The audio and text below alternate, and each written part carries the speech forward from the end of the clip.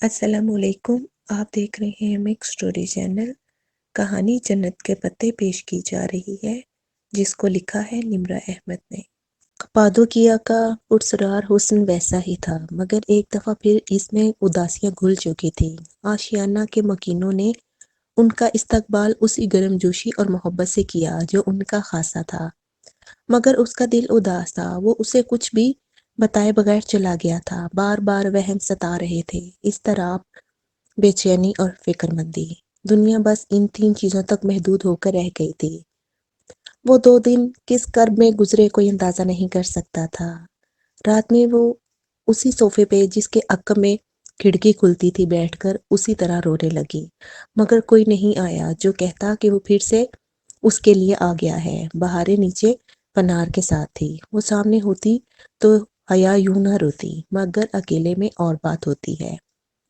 بہارے کے آنے کے بعد بھی وہ اسی طرح بیٹھی رہی، اور جب بیٹھے بیٹھے تھک گئی تو وہیں سو گئی۔ شاید کہ کوئی اسے اٹھائے، کوئی اس کے سامنے میز پہ آ بیٹھے اور ہولے سے اس کا شانہ چھو کر اسے آواز دے، مگر خواب ہر دفعہ پورے نہیں ہوتے۔ صبح اس کی آنکھ کسی شناسا آواز سے کھلی تھی۔ وہ آواز بہت دیر تک اس کی سماعت میں گونجتی رہی، یہاں تک کہ وہ ایک دم چونک کر اٹھ بیٹھی۔ یہ آواز اتنی مانوس آواز مگر نہیں۔ یہ تو وہ تیزی سے اٹھ کر صوفے کے پیچھے آئی اور کھڑکی کے سامنے سے پردہ ہٹایا۔ کھڑکی کے باہر کسی ہک سے اس کا ونڈ چائم لٹک رہا تھا۔ دور کپادوکیا کے افق پر طلوع ہوتے سورج کی کرنوں سے اس کے کرسٹل کی پنکھڑیاں سنہری پڑ رہی تھیں، جیسے سونے کے پتنگے جھول رہے ہوں۔ اسٹیل، کانچ اور لکڑی کے ٹکرانے کی آواز، مانوس آواز۔ اس کی آنکھیں بھیگ گئی تھیں۔ بے اختیار اس نے لبوں پہ ہاتھ رکھ کر جذبات کو قابو کرنا چاہا، مگر آنسو پھر سے ٹوٹ ٹوٹ کر گرنے لگے تھے۔ وہ آ گیا تھا، وہ کپادوکیا واپس آ گیا تھا، اور اس طرح سے اپنی خیریت بتا رہا تھا۔ وہ اب اس کی زبان سمجھنے لگی تھی۔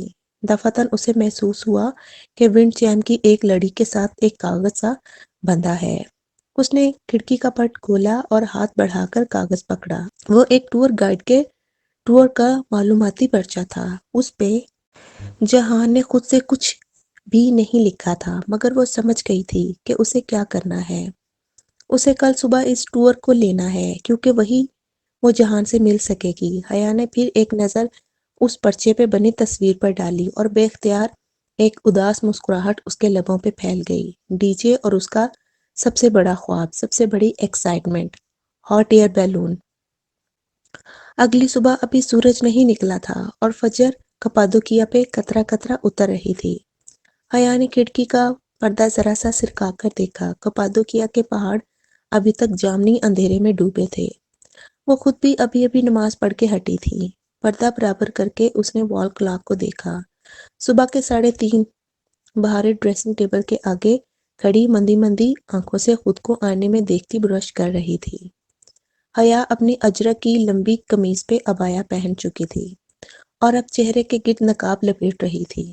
حیا، کیا وہ مجھے ڈانٹے گا؟ برش سنگھار میز پر رکھتے ہوئے بہاریں نے تشویش سے پوچھا۔ نہیں، میں ہوں نا، وہ کچھ نہیں کہے گا۔ بہاریں نے سر ہلا کر اپنے گلابی پرس سے ہینڈ نکالا، بال پونی کی طرح سمیٹے اور پھر بینڈ لگانے سے قبل مڑ کر حیا کو دیکھا۔ اگر میں بال نہ باندھوں تو کیا تم عائشہ کو نہیں بتاؤ گی؟ ہو سکتا ہے بتا دوں۔ ویسے اگر تم نے بال کھولنے ہیں تو کھول لو، اوپر اسکارف لے لو۔ اس مشورے پہ بہاریں نے ناپسندیدگی سے ناک سکیڑی۔ اس سے تو پونی بہتر ہے۔ ولی نظروں سے حیا کو دیکھتے ہوئے پونی بنا لی۔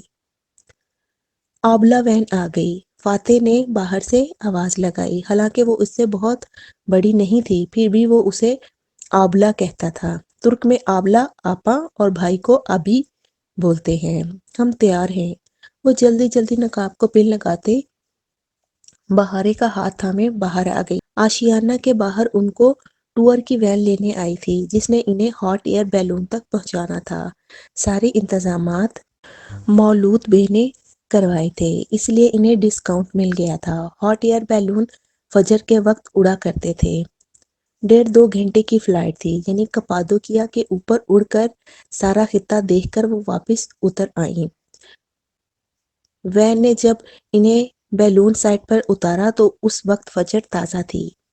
وہ ایک ہائی وے تھا، اس کی سائٹ پہ کھلا صاف علاقہ تھا، سڑک پر ان کی قطار کے ساتھ بیسیوں وین کھڑی تھی، بہت سے سیاح ادھر ادھر آ جا رہے تھے۔ وہ بھی بہارے کا ہاتھ تھامے سڑک سے اتر کر بائیں طرف کے کھلے میدان میں آ گئی۔ وہاں ایک قطار میں ہاٹ ایئر بیلون زمین پر رکھے تھے، یوں کہ ان کی ٹوکریاں سیدھی رکھی تھیں، جبکہ ٹوکری سے نتھی غبارہ بچوں کے پلاسٹک کے ننھے سے بغیر ہوا کے غبارے کی مانند ایک طرف ڈھلکا ہوا زمین پر سجدہ ریز پڑا تھا۔ بڑے بڑے غبارے اور بڑی بڑی ٹوکریاں۔ اب ہم کو کیا کرنا ہے حیا؟ بہارے کا سوال نامہ شروع ہو چکا تھا۔ مجھے کیا پتا، میں تو خود پہلی دفعہ ہاٹ ایئر بیلون میں بیٹھنے لگی ہوں۔ اوہ، میں بھی پہلی دفعہ بیٹھوں گی، بہارے چہکی۔ حیا نے چون کر اسے دیکھا، بے اختیار اسے اپنی اور ڈی جے کی پہلی فلائٹ یاد آئی تھی۔ فلائٹ کے اڑنے میں وقت کم رہ گیا تھا۔ وہ دونوں گائیڈ کے کہنے کے مطابق اپنی ٹوکری میں جا بیٹھی تھی۔ یہ 5 سے 7 افراد کی ٹوکری تھی۔ اگر خود ارینج کرتی تو 20 افراد کی ٹوکری میں جگہ ملتی، مگر مالود بے کی وجہ سے کھلے کھلے سفر کرنے کی خواہش پوری ہو گئی تھی۔ ٹوکری کے اوپر ایک آڑ نما چھت تھی جس کے اوپر آگ جلانے کا انتظام تھا۔ جب آگ جلتی تو گرم ہوا غوارے میں بھرتی اور اسے اوپر اٹھا دیتی۔ فی الوقت ان کا نیلا اور زرد غبارہ زمین پر بے جان سا ڈھلکا پڑا تھا۔ وہ دیکھو، تبھی بہارے نے اس کی کوہنی ہلائی۔ حیا نے بے اختیار اس طرف دیکھا جہاں وہ اشارہ کر رہی تھی۔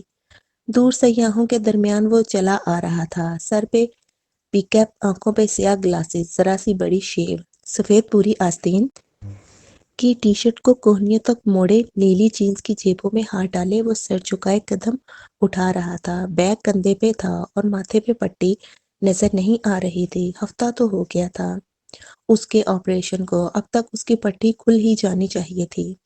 وہ ان کے ساتھ آ کر ٹوکری میں بیٹھا اور حیا کو لگا خوبصورت گھوڑوں کی سرزمین کو اس کی ساری رعنائی واپس مل گئی ہے۔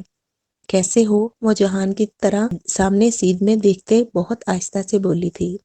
بہارے ان کے مقابل ہی سر جھکائے بیٹھی تھی۔ باقی کے 2 سیاح ابھی ٹوکری میں چڑھ رہے تھے۔ ٹھیک ہوں، وہ سامنے دیکھتے ہوئے زیر لب بولا۔ آخری دفعہ سچ کب بولا تھا؟ ابھی 10 منٹ پہلے، جب میں نے کہا کہ ٹھیک ہوں۔ حیا نے ذرا سی گردن موڑ کر اسے دیکھا۔ وہ اسی طرح سامنے دیکھتا رہا۔ اس کی آنکھ کے قریب انسیشن کا نشان گلاسز کے سائڈ سے صاف نظر آ رہا تھا۔ اس نشان کے سوا پہلے سے وہ بہتر لگ رہا تھا۔ کیا ہمیں ہی ظاہر کرنا ہوگا کہ ہم تمہیں نہیں جانتے؟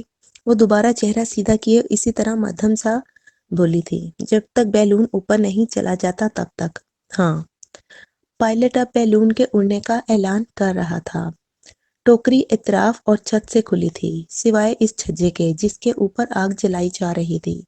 جیسے جیسے شعلے بڑھتے گئے، گرم ہوا اس پھس غبارے تک پہنچنے لگی۔ زمین پہ اوندے منہ گرا غبارہ ہولے ہولے پھڑپھڑانے لگا۔ کیا میں پوچھ سکتی ہوں کہ اس دن تم بغیر بتائے ہسپتال سے کیوں چلے گئے؟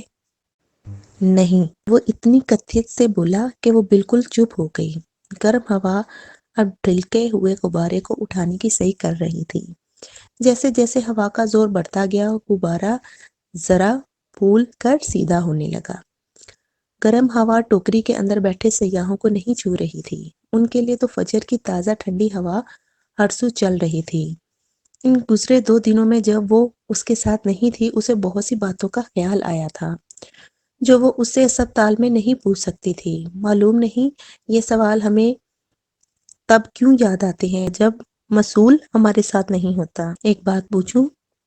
چند لمحے گزرے، اس نے پھر سلسلہ کلام جوڑا۔ بہارے اب سر جھکائے اپنے گلابی پرس میں کچھ تلاش کر رہی تھی۔ غبارہ اب ہوا سے پھول کر عین ان کے سروں کے اوپر ٹوکری کے بالکل سیدھے آسمان کی طرف رخ کیے کھڑا ہو چکا تھا۔ اعلان کرنے والا اب ان کو سفر کی مزید تفصیلات سمجھا رہا تھا جس میں اسے کوئی دلچسپی نہ تھی۔ تم نے روہیل سے پیسے کیوں منگوائے تھے؟ اب تک وہیں اسے وضاحتیں دیتی آئی تھی، اور اب جہان کی باری تھی۔ کچھ اکاؤنٹس کا مسئلہ تھا، نکلوا نہیں سکتا تھا، سو روہیل سے لے لیے، پھر واپس بھی بھجوا دیے تھے۔ ایک اور بات بتاؤ، کیا تمہیں واقعی میرا پردہ کرنا برا لگتا ہے؟ میں نے کب کہا کہ برا لگتا ہے؟ وہ دونوں دھیمی آواز میں باتیں کر رہے تھے۔ غبارہ گرم ہوا سے بھر چکا تھا، اتنا زیادہ کہ اب وہ زور لگا کر ٹوکری کو ہوا میں اٹھانے لگا تھا۔ جیسے ہی ٹوکری اوپر اٹھی، اندر بیٹھے سیاحوں میں شور سا مچ گیا، جوش، خوشی، چہک۔ مگر بہار گل ابھی تک اپنے بیگ میں کوئی ایسی شے تلاش کر رہی تھی جو وہ ڈھونڈنا ہی نہیں چاہتی تھی۔ میں نے تم سے یوں ہی ایک بات پوچھی تھی، اگر مجھے پتا ہوتا کہ ایرم سن رہی ہے تو میں ایسا کبھی نہ کرتا، اور تم نے مجھے برگر کنگ میں اس لیے بلایا تھا تاکہ میں تمہیں پاشا بیگ کے ساتھ دیکھ لوں۔ ہاں، مگر میں چاہتا تھا کہ تم میرا مسئلہ سمجھو، نہ کہ مجھے برا سمجھو۔ مگر تم کسی کو جہنم میں بھیجتے ہوئے کہاں کسی کی سنتی ہو؟ وہ سن گلاسز کو اتار کر سامنے گریبان میں اٹکاتے ہوئے بولا۔ حیا نے خفگی سے سر جھٹکا۔ بس ایک بات پکڑ لی تھی اس نے، اب ساری زندگی دہراتا رہے گا۔ ٹوکری اب ہوا میں 4-5 فٹ اوپر اٹھ گئی تھی۔ پائلٹ اپنے پروگرام کے مطابق ابھی کم اونچائی پہ فضا میں بیلون کو گویا تیرا رہا تھا۔ پھر کافی دیر بعد اس نے آہستہ بیلون اوپر اٹھانا تھا۔ بہارے گل، وہ اب سرد لہجے میں پکارتا اس کی طرف متوجہ ہوا۔ بہارے نے سر اٹھایا، پھر تھوک نگلا۔ کیا میں پوچھ سکتا ہوں کہ تم نے میری بات کیوں نہیں مانی؟ میں نے کیا کیا ہے؟ وہ منہ بسوڑتے بولی۔ تم حیا کے ساتھ کیوں آئی ہو؟ میں اور حیا کپادوکیا دیکھنے آئے ہیں۔ ہمیں تو پتا بھی نہیں تھا کہ تم ادھر ہو۔ کیا تم ہمارے لیے ادھر آئے ہو؟ کہہ کر اس نے تائیدی نگاہوں سے حیا کو دیکھا۔ حیا نے اسبات میں سر ہلایا۔ صبح ہی اس نے بہارے کو یہ بیان رٹوایا تھا۔ تم ہمیشہ میرے لیے مسئلے کھڑے کرتی ہو، تمہیں اندازہ ہے کہ تمہاری بہن کتنی پریشان ہے؟ برہمی سے اسے جھڑکتا اب وہ جہان نہیں عبد الرحمن لگ رہا تھا، یا پھر ترکی میں پہلے دنوں کا جہان۔ اگر تم نے مجھے ڈانٹا تو میں ٹوکری سے نیچے کود جاؤں گی، وہ ناراضگی سے ایک دم بولی۔ حیا کا گویا سانس ہی رک گیا۔ بہارے، اس نے اسے منع کرنا چاہا، مگر یہ تو بہت اچھا ہوگا، شاباش، کودو، میں انتظار کر رہا ہوں۔ وہ ٹیک لگا کر بیٹھا اور کلائی پر بندھی گھڑی دیکھی۔ بہارے خفا خفا سی کھڑی ہوئی اور ٹوکری کے منڈیر پر دونوں ہاتھ رکھ کر نیچے جھانکا، پھر مڑ کر ان دونوں کو دیکھا۔ جہان، مت کرو۔ اس کا دل کانپ اٹھا تھا۔ وہ اٹھنے لگی، مگر جہان نے ہاتھ اٹھا کر اسے روکا۔ تم درمیان میں مت بولو۔ ہاں تو بہارے خانم، میں انتظار کر رہا ہوں، جلدی کودو، میرا وقت نہ ضائع کرو۔ ان کی طرف دوسرے سیاح قطعاً متوجہ نہ تھے، وہ اپنی تصاویر میں مشغول تھے۔ بہارے منڈیر پر ہاتھ رکھے جھکی، زمین کو دیکھا جو 6-7 فٹ دور تھی، اور پھر ایک دم دھپ سے آ کر واپس بیٹھ گئی۔ عائشہ گل کہتی ہیں خودکشی حرام ہے۔ منہ پھلائے وہ خفا خفا سی بولی۔ حیا کی اٹکی سانس بحال ہوئی۔ یہ چھوٹی بلی وینا، میں تمہیں اچھی طرح سمجھتا ہوں۔ جہان نے سر جھٹکا اور گردن پھیر کر ٹوکری سے باہر دیکھنے لگا۔ کپادوکیا کی چاند سی سرزمین دکھائی دے رہی تھی، پہاڑ، میدان، عجیب و غریب ساخت کے نمونے جن کا بیان الفاظ میں ناممکن ہے۔ غبارہ اب درختوں کے ایک قطار کے ساتھ فضا میں تیر رہا تھا۔ درختوں کے سرے اور ٹوکری کی منڈیر برابر سطح پہ تھے۔ وہ خوبانی کے درخت تھے، پھلوں کے بوجھ سے لدی شاخیں اور ان کی رسیلی مہک۔ کیا ہم یہ توڑ سکتے ہیں؟ چھوٹی بلی کو اپنی ساری ناراضگی بھول گئی۔ نہیں، حیا نے قطعیت سے نفی میں سر ہلایا۔ ہاں، جہان کہتے ہوئے کھڑا ہوا اور منڈیر پر جھک کر قریب سے گزرتے درخت کی ایک ٹہنی کو ہاتھ بڑھا کر پکڑا۔ یہ مہمان نوازی کے درخت ہیں، اور ادھر بیلون اسی لیے اڑایا جا رہا ہے تاکہ تم ان کو توڑ سکو۔ حیران سی حیا کو وضاحت دیتے ہوئے اس نے ایک خوبانی کھینچ کر توڑی۔ پھل شاخ سے الگ ہوا تو شاخ فضا میں جھول کر رہ گئی۔ غبارہ آہستہ آہستہ اسی طرح ہوا میں تیرتا رہا۔ دنیا جیسے ٹرانسفارم ہو کر ہیری پوٹر کی کتابوں میں جا پہنچی تھی۔ کیا تم کھاؤ گی؟ اس نے پوچھا، مگر انکار سن کر اس نے پھل بہارے کو تھما دیا۔ اس نے اپنے پرس سے پہلے رومال نکالا، اس سے خوبانی اچھی طرح رگڑ کر صاف کی، پھر کھانے لگی۔ عائشہ گل کی بہن، تمہیں کس نے بتایا روہیل کے ولیمے کا؟ اسے اچانک یاد آ گیا۔ ویرین کیو کے زیر زمین شہر میں جہان نے ذکر کیا تھا۔ جب تم اس سے فون پہ بات کر رہی تھی تو میں وہیں تھا۔ میرا خیال ہے کہ وہ واپس آ چکا ہے اپنی بیوی کو لے کر۔ اس نے آئی برو سوالیہ انداز میں اٹھائی۔ حیا نے اسے دیکھتے ہوئے اسبات میں سر ہلایا۔ اس کی آنکھ کے قریب لگا نشان دیکھ کر ہی تکلیف ہوتی تھی۔ ہم روہیل کے ولیمے تک واپس پہنچ جائیں گے نا جہان؟ ہاں شیور، بس 2 دن مزید لگیں گے کپادوکیا میں، پھر مجھے یہاں سے جانا ہے۔ غبارہ اپنے پنجوں میں ٹوکری کو اٹھائے اب اوپر اٹھتا جا رہا تھا۔ دور صبح کی سفیدی آسمان پر پگھلنے لگی تھی، درخت نیچے رہ گئے تھے۔ پھر کہاں جاؤ گے؟ یہاں سے انقرہ، وہاں ایک کام ہے۔ پھر وہاں سے ایک چھوٹا سا گاؤں ہے ترکی کے بارڈر پہ، ادھر جانا ہے۔ پھر ادھر سے شام، تو انقرہ سے ڈائریکٹ شام چلے جاؤ۔ انقرہ اور شام کا بارڈر نہیں ملتا حیا، بارڈر سے کیوں جاؤ گے؟ ایئرپورٹ سے چلے جاؤ۔ اپنے تئیں اس نے اچھا خاصا مشورہ دیا تھا۔ جہان نے گردن موڑ کر تعصب بھری نگاہ سے اسے دیکھا۔ مادام، ایئرپورٹ پہ پاسپورٹ دکھانا ہوتا ہے اور میں ادھر اللیگل ہوں، بارڈر کراس کر کے آیا تھا رات میں، ایسے ہی واپس جاؤں گا۔ اس کی ریڑھ کی ہڈی میں ایک سنسنی خیز لہر دوڑی۔ تم غیر قانونی طریقے سے سرحد پار کر کے جاؤ گے؟ اس نے دبی آواز میں دہرایا۔ وہ دونوں اپنی زبان میں باتیں کر رہے تھے۔ مجھے قانون کی پاسداری پہ کوئی لیکچر مت دینا، مجھے اسی طرح واپس جانا ہے۔ شام کے لیے ترکوں کا ویزا درکار نہیں ہوتا، مگر پاسپورٹ دکھانا پڑتا ہے۔ اچھا ٹھیک ہے، پھر کب جانا ہے؟ ابھی نہیں، کل بتاؤں گا۔ دور نیچے زمین بہت چھوٹی نظر آ رہی تھی۔ وہ اب فیری چیمنیز کے اوپر سے اڑ رہے تھے۔ فیری چمنی یا پری بجلاری ایک قدرتی ساخت تھی جو لاوا سوکھنے کے بعد اس سرزمین پر تشکیل پا گئی تھی۔ کافی فاصلے پہ اونچے اونچے ستون کھڑے تھے جن کے سروں پہ ٹوپیاں تھیں، بالکل جیسے مشرومز ہوتے ہیں، بس ان کھمبیوں کی ڈنڈیاں بہت اونچی تھیں۔ مطلب ہم بارڈر تک ساتھ جائیں گے حیا؟ ہم انقرہ تک ساتھ گئے، یہ بہت ہے۔ تم اب ادھر آ کر کیا کرو گی؟ وہ جیسے اکتا گیا۔ ہماری بات ترکی تک ہوئی تھی، ڈیل ہوتی ہے، بس ہم بارڈر تک ساتھ ہیں۔ ویسے تم تو صرف کپادوکیا دیکھنے آئی تھی، نہیں؟ اس کے انداز پہ حیا کا دل چاہا کہ وہ کہے کہ نہیں، ہرگز نہیں، مگر انا ہر دفعہ آڑے آ جاتی تھی۔ ہاں، اور اب تمہاری وجہ سے میں زیادہ دن کپادوکیا میں رہ بھی نہیں پاؤں گی، اس لیے اسے میرا احسان گرداننا۔ وہ بے نیازی سے شانے اچکا کر بولی۔ ہاں میں نے یقین کر لیا۔ ویسے یہ جگہ دیکھ کر بتاؤ، دنیا کا سب سے خوبصورت شہر کون سا ہے؟ اسلام آباد، آف کورس۔ وہ مسکرا کر بولی۔ تم دونوں کیا باتیں کر رہے ہو؟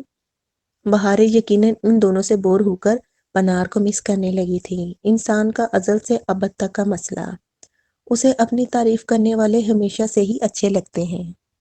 میں آتا ہوں تمہارے پاس۔ پھر وہ حیا کی طرف مڑا۔ اسے کچھ مت بتانا، غلطی سے بھی نہیں۔ فکر نہ کرو، مجھے راز رکھنے آتے ہیں۔ جہان نے ایک نظر اس کو دیکھتے ہوئے تائیدی انداز میں سر ہلایا۔ وہ ایک نظر بہت اپنی اپنی سی تھی، جیسے وہ دونوں شریک راز تھے، اپنے تھے، رازوں کی اپنائیت۔ اسے بہت اچھا لگا تھا۔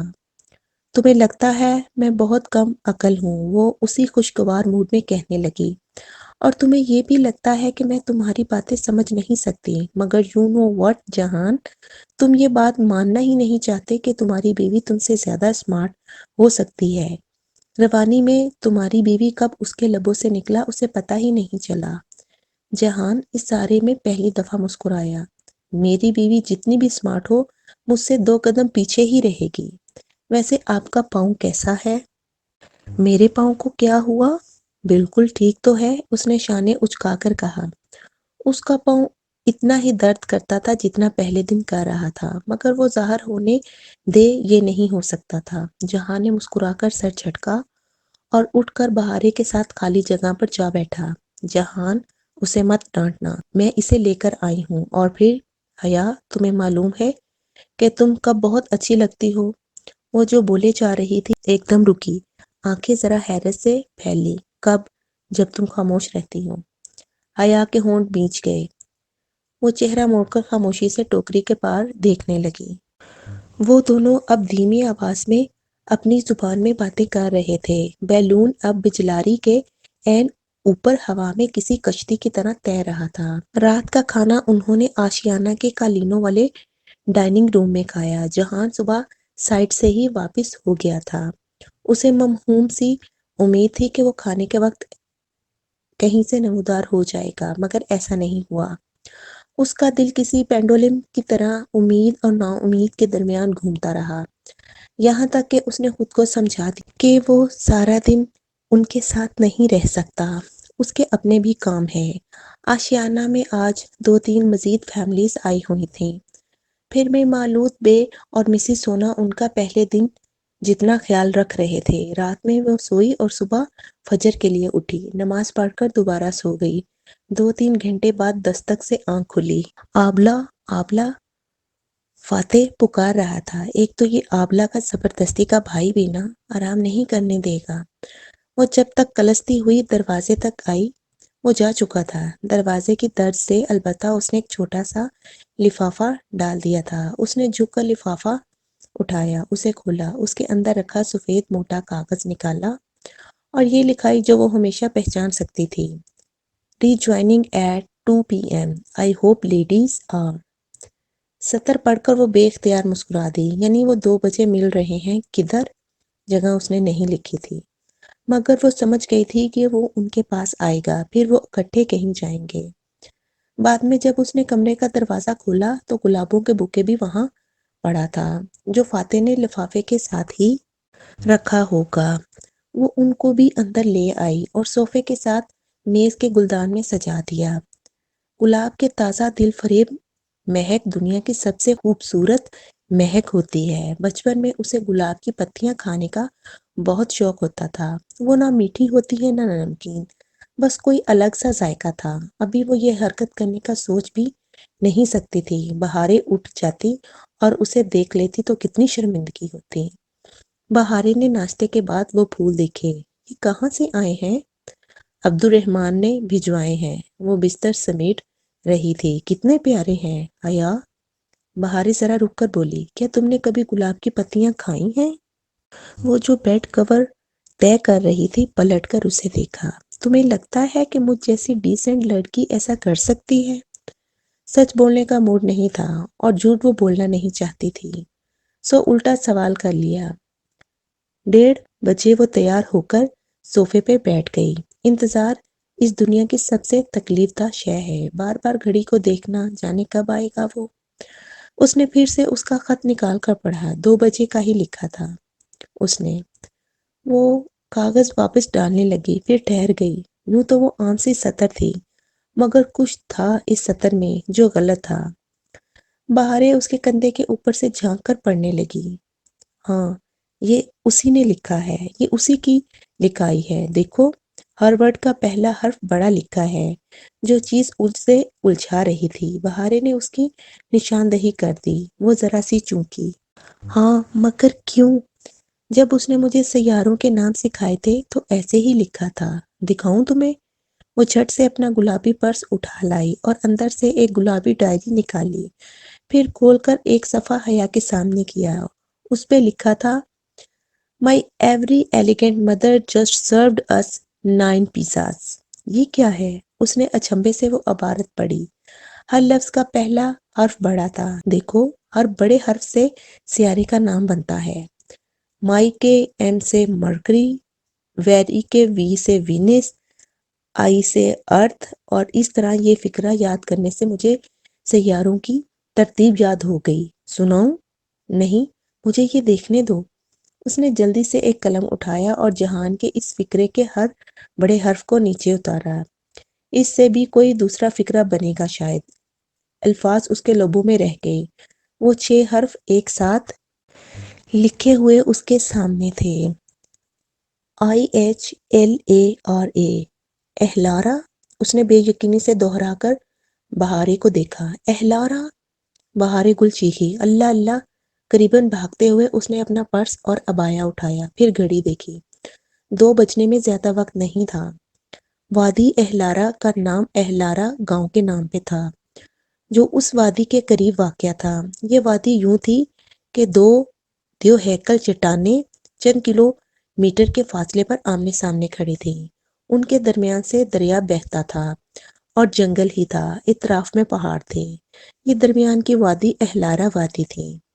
سیاح اکثر کپادوکیا میں عشق وادی، لو ویلی، گل شہر، روز ویلی اور اہلارا ویلی وغیرہ میں ٹریکنگ کے لیے آیا کرتے تھے۔ اہلارا کا ٹریک یہ ہے کہ ایک چٹان سے دوسری چٹان تک دریا کے ساتھ ساتھ چلتے ہوئے جانا تھا۔ اصل ٹریک 16 کلومیٹر لمبا تھا، مگر 2 شارٹ کٹ بھی بنے تھے، ایک 7 کلومیٹر جبکہ دوسرا 3.5 کلومیٹر لمبا تھا۔ یہ اس کا اندازہ تھا کہ آپریشن کے باعث وہ بہت زیادہ پیدل نہیں چل سکتا ہوگا، اس لیے وہ انہیں سب سے چھوٹے ٹریک کے دہانے پہ مل جائے گا۔ مولود بے نے انہیں وہیں ڈراپ کر دیا تھا۔ 2 کپ کے بج چکے تھے اور ان کو کافی دیر ہو چکی تھی، وہ ان سے پہلے کا پہنچ چکا تھا۔ سیاحوں کی چہل پہل میں بھی دور سے حیا نے اسے دیکھ لیا۔ ایک بڑے پتھر پہ بیٹھا، سر پہ پک اپ، کندھے پہ بیگ اور گلاسز، سامنے گرے شرٹ پہ اٹکے ہوئے۔ وہ انہی کو دھوپ کے باعث آنکھیں سپیڑ کر دیکھ رہا تھا۔ وہ درمیانی رفتار سے چلتی بہاری کا ہاتھ تھامے اس کی طرف بڑھ رہی تھی۔ وہ بھاگ کر اس کے پاس نہیں جانا چاہتی تھی۔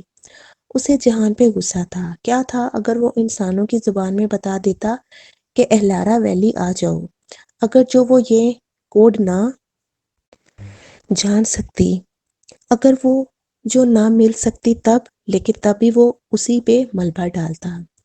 آخر وہ اس جیسی سمارٹ تھوڑی تھی۔ وہ دونوں اس کے قریب آئی تو وہ اٹھ کھڑا ہوا۔ میری لغت میں 2 بجے کا مطلب 1:55 ہوتا ہے، اور اب ٹائم دیکھو۔ وہ سنجیدگی سے سرزنش کر رہا تھا۔ کاش اس کی یہ لغت کتابی شکل میں ہوتی تو وہ اسے اٹھا کر اف، اچھا پھر واپس چلی جاتی ہوں۔ خیر اب تو میں نے اتنا وقت ضائع کر لیا ہے، اب چلتے ہیں۔ ہاتھ سے درختوں کی جانب اشارہ کرتے ہوئے وہ خود بھی چل پڑا۔ تم نے مجھ سے پوچھا ہی نہیں کہ میں کیسے ہوں؟ بہارے نے احتجاجاً اسے اپنی موجودگی کا احساس دلانا چاہا۔ سوری، تم کیسی ہو؟ بجائے جھڑکنے کے وہ معذرت کرنے لگا۔ بہارے بہت اچھی کہہ کر اسے آشیانہ کے بارے میں بتانے لگی، جہاں دنیا کی سب سے اچھی لڑکی پناہ رہتی تھی۔ اچھا ہاں حیا؟ اس کی باتیں سنتے سنتے اس نے ایک دم حیا کو پکارا۔ وہ سوالیہ نگاہوں سے اسے دیکھنے لگی۔ تمہیں آئیڈیا نہیں ہوا کہ ہم نے ٹریک پہ جانا ہے؟ میں نے تو صبح ہی بتا دیا تھا، میری سمجھ میں اب آیا۔ You idiot! ہاں تو، اور تم ان جوتوں کے ساتھ آئی ہو؟ ذرا خفگی سے کہتے ہوئے اس نے حیا کے جوتوں کو دیکھا۔ حیا نے اس کی نگاہوں کے تعاقب میں نظر جھکائی اور ایک کراہ اس کے لبوں سے نکلتی نکلتی رہ گئی۔ اللہ اللہ، وہ جلدی میں وہی سرخ ہیل پہن آئی تھی۔ ہاں میں ان جوتوں میں 2 گھنٹے پیدل چل سکتی ہوں، اور ڈی جے نے ہی کہا تھا کہ کوئی بھی چیز انسان کو نہیں ہرا سکتی جب تک کہ وہ ہار نہ مانے۔ شور، تمہارا پاؤں؟ ٹھیک ہے میرا پاؤں، چلو اب، وہ اکتا کر بولی۔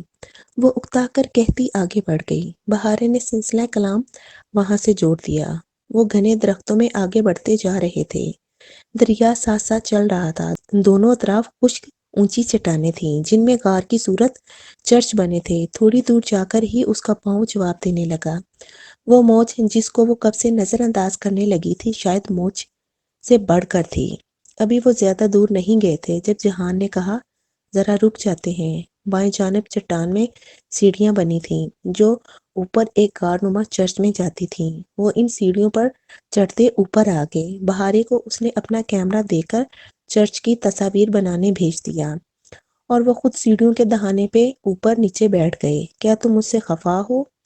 وہ نیچے گہری وادی، دریا اور چٹانیں دیکھ رہی تھی۔ اس کے دوستانہ انداز میں پلٹ کر اسے دیکھنے لگی۔ تمہیں ایسا کیوں لگا؟ یوں ہی، حالانکہ اب تو میں تمہیں اپنے ساتھ بارڈر تک بھی لے جا رہا ہوں، مگر تم ہمیشہ خفا رہتی ہو۔ کہنے کے ساتھ اس نے کندھے سے اپنا بیگ اتارا اور اندر سے ایک طے شدہ کاغذ نکالا۔ نہیں میں خفا نہیں ہوں، اور تمہارا پروگرام؟ اس نے اسے نقشہ کھول کر دونوں کے درمیان میں پھیلاتے دیکھ کر بات ادھوری چھوڑ دی۔ دیکھو، یہ کپادوکیا ہے جہاں ہم ہیں۔ اس نے نقشے پہ ایک جگہ انگلی رکھی۔ حیا نے اس بات میں سر ہلایا۔ اس پل وادی اہلارا پہ ہر سو چھایا سی تن گئی، ٹھنڈا میٹھا سا موسم اور نیچے بہتے دریا کا شور۔ یہ رہا ترکی اور شام کا بارڈر۔ اس نے بارڈر کی موٹی لکیر کو انگلی سے چھو کر بتایا، یہاں ترکی کا چھوٹا سا قصبہ ہے، کیلس نام کا، ہمیں کیلس جانا ہے۔ وہاں سے یہ بارڈر کراس کر کے میں ادھر شام کے شہر الیپو چلا جاؤں گا۔ کیلس سے بارڈر قریباً 3 کلومیٹر دور ہے۔ منگل کی رات ٹھیک 2:30 بجے مجھے یہ بارڈر کراس کرنا ہے۔ وہاں سے تم واپس چلی جاؤ گی اور پھر میں خود ہی پاکستان آ جاؤں گا۔ اللہ اللہ، وہ اتنی خطرناک باتیں کتنے آرام سے کر لیتا تھا۔ کیا بارڈر کراس کرنا اتنا آسان ہوگا؟ وہ متذبذب تھی، دل کو عجیب سے وہم ستانے لگے تھے۔ حیا، ترکی اور شام کا بارڈر آسان ترین بارڈر ہے۔ یہ 900 کلومیٹر لمبا ہے۔ اب کیا سارے 900 کلومیٹر پہ پہرا لگا سکتے ہیں بارڈر فورسز والے؟ نہیں نا۔ سو یہاں صرف خاردار تارے ہیں جن میں بہت سے سوراخ ہیں۔ ہر رات کتنے ہی لوگ اس بارڈر کو پورے اہل و عیال سمیت کراس کر لیتے ہیں۔ وہ بہت بے نیاز سے انداز میں نقشہ لپیٹتے بتا رہا تھا۔ حیا نے اچنبھے سے اسے دیکھا۔ اور بارڈر سیکیورٹی فورسز وہ کیوں نہیں ان لوگوں کو پکڑتی؟ وہ صرف ان کو پکڑتی ہیں جو خود چاہیں۔ اگر ہم نہ پکڑے جانا چاہیں تو فورسز ہمیں نہیں پکڑ سکتی۔ مگر جہان، میں نے تو سنا ہے کہ اس بارڈر پہ بارودی سرنگیں ہوتی ہیں جو پاؤں پڑنے پہ پھٹ سکتی ہیں۔ وہ جتنی پریشان ہو رہی تھی وہ اتنا ہی پرسکون تھا۔ اوہ، مجھے پتا ہے کون سی سرنگ کہاں ہے۔ سب ٹھیک ہو جائے گا، فکر مت کرو۔ وہ کچھ دیر اسی طرح باتیں کرتے رہے، پھر اس نے گردن اٹھا کر سورج کو دیکھا۔ میں ذرا نماز پڑھ لوں۔ وہ اٹھ کھڑی ہوئی۔ جہاں نے اس کے سرخ جوتوں کو دیکھا۔ جب تم وضو کے لیے یہ جوتے اتارو گی تو میں انہیں دریا میں پھینک دوں گا۔ حیا نے مسکرا کر اسے دیکھا۔ تو میں انہیں اتاروں گی ہی نہیں، میرا دن بہت آسان ہے۔ وہ نیچے اتری اور دریا سے وضو کر کے صاف جوتوں کو پھر سے صاف کر کے انہی میں نماز پڑھی۔ جب وہ واپس آئی تو جہان اور بہارے چرچ کے داخلی دروازے کے پاس آمنے سامنے کھڑے تھے۔ تمہاری عادت نہیں گئی چھپ کر باتیں سننے کی؟ تم کیوں کر رہی تھی ایسا؟ وہ غصے سے اسے کہہ رہا تھا۔ سر جھکائے کھڑی بہارے نے منمنانا چاہا، میں نے کچھ نہیں سنا، بس تھوڑا سا خود بخود۔ میں تمہارا خطبہ خود اچھی طرح سمجھتا ہوں، میری بات کان کھول کر سنو۔ اگر تم نے اس بات کا ذکر کسی سے بھی کیا تو میں برا پیش آؤں گا۔ تمہیں سمجھ میں آیا جو میں نے کہا؟ تبھی جہاں نے حیا کو دیکھا تو سر جھٹک کر اس تک آیا۔ کیا وہ ہماری باتیں سن رہی تھی؟ حیا نے تعجب سے اسے دیکھتے ہوئے پوچھا۔ نہیں، میرا نہیں خیال اس نے کچھ خاص سنا ہو۔ بہرحال میں اسے خبردار کر رہا تھا۔ تم پریشان مت ہو، اگر اس نے کچھ سنا بھی ہوگا تو سمجھ میں کہاں آیا ہوگا۔ جہاں نے خاموش نظروں سے اسے دیکھا اور نفی میں سر ہلایا۔ اپنی بہن کی جاسوس ہے، ایک ایک بات ادھر بتائے گی، اس پہ نظر رکھنا، یہ کسی کو فون نہ کرے۔ اس کا فون تو آشیانہ میں پڑا تھا، چارج پہ لگا تھا، تم فکر نہ کرو، واپس جا کر میں فون ہی لے لوں گی۔ جہان کچھ کہے بنا سیڑھیاں اترنے لگا۔ حیا نے پیچھے مڑ کر بہاری کو دیکھا، پھر آنے کا اشارہ کیا۔ وہ خاموشی سے سر جھکائے اپنا گلابی پرس مضبوطی سے پکڑے ان کے پیچھے چلنے لگی۔ اس کا فون اس کے گلابی پرس کے اندرونی خانے میں رکھا تھا۔